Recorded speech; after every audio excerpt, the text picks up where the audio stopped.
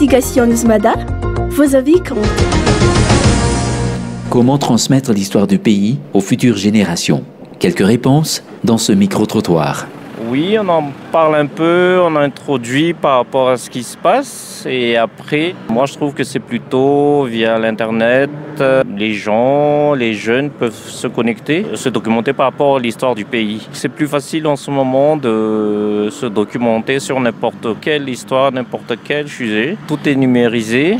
Pour transmettre l'histoire de Madagascar aux futures générations, il n'y a pas de formule, il faut utiliser tous les moyens qui peuvent être utilisés, c'est-à-dire soit par le biais de l'oralité déjà, et après mettre en scène dans un scénario et tourner un film sur un point particulier de l'histoire par la musique, l'art, les expositions. Par exemple, pour le 13 mai, ça aurait été bien s'il y avait un film, même fiction, qui raconte un peu comment ça s'est passé, puisque le 13 mai 72, on ne sait plus trop qui a fait quoi, qui ont été les acteurs. Donc, il serait bien qu'il y ait des films selon le point de vue de chaque acteur du 13 mai pour essayer de comprendre en fait ce qui s'est passé.